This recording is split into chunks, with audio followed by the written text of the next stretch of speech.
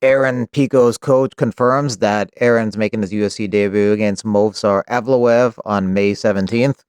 UFC seems to really like Aaron Pico and seem to not like Movsar Evloev. He could be fighting for the title next, but if he loses this, I mean, they're willing to possibly kill him off as a contender here if he loses against Pico. Norma Dumont offers to be a backup fighter for the Pena versus Harrison title fight on June 7th at UFC 316 in Newark, New Jersey. Vince Morales says, hoping to get my last fight on my contract against someone like Henry Cejudo. That'd be a fun one to scrap it out with. Henry Cejudo is just going to fight one more time and retire. Who you'd like to see next? To be honest, if I got a finish, I would have been calling for the title, but it was still a clinical performance, still a shutout, masterclass. But anybody in that top 3, top 4, maybe where's Brian Ortega ranked? Where's he? I think that's a good fight. Yeah. I think he's number 3. I think Diego Lopez went on to get a title shot after beating him, so that's it. Let's go with Brian Ortega.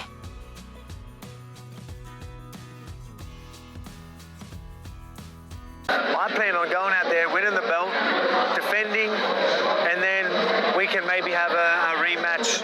If he was to win the title in lightweight or whatever, even bigger, right? But if not, imagine me doing the rematch with him while I'm a defending champ again. It just adds to the story. That's perfect world right there, but we'll see. I know what it takes. I'm going to have to sacrifice a lot of my own time, a lot of myself to be champion and to be the defending champion. That's what it takes, and I'm okay with that now. Now I understand, and I think a lot of people are expecting me to go out there and do my thing, but there are a lot of doubters as well. There's a lot of people that have every right to think that. Have every right to think that I'm old, I'm done, I'm coming off 2 losses. They've got every right to think that.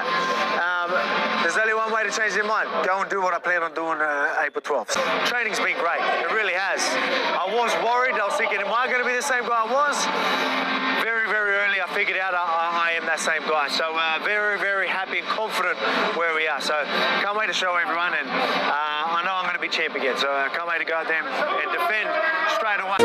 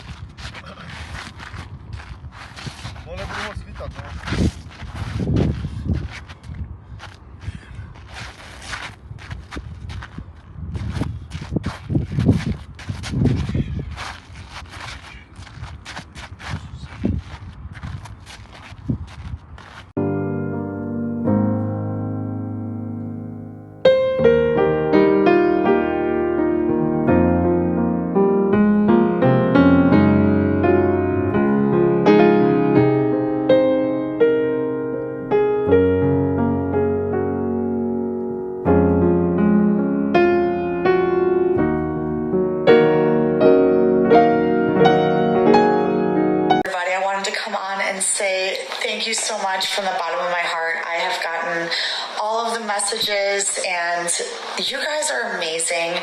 Honestly, you're so supportive. I've gotten so much encouragement, and what an inspiration I've been to you guys. Y'all gotta remember, I made it out the cut. I came from being a stripper.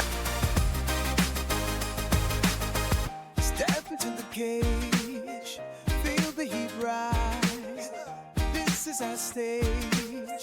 Victors on the line, punches fly, we collide, show no mercy, hearts to I came from being a stripper, and now I'm a UFC fighter. And not to take anything away from last night, I got defeated, guys, and it fucking sucks. And it rips my heart out of my chest, and it just stomps all over the ground. But it's because I care about what I do, and it's because I love what I do, and I'm very passionate about it. I put my heart and soul into this camp for the last, 10, 12 weeks. The result didn't go my way, but I want to say thank you to all of you that have reached out to me to tell me how much you love me and care about me, because it really does mean the world. So stand up, fight strong. We're breaking all night long. Conor McGregor launched a meme coin called Real on April 5th, aiming to raise $3.6 million, but only collected $340,000, missing even the $1 million minimum target. The Real token faced criticism for its 12-hour unlock window, which critics argue encourages rapid sell-offs. and for allegedly misleading marketing, contributing to its poor reception in the crypto community. I don't like sparring. If you want to move somewhere further so that you grow, move, develop, and so on, that I think they are still needed. You have to. Your theory, which you received in the hall, which you absorbed a little bit here and absorbed a lot here, to carry it out in life. And for this we need sparring.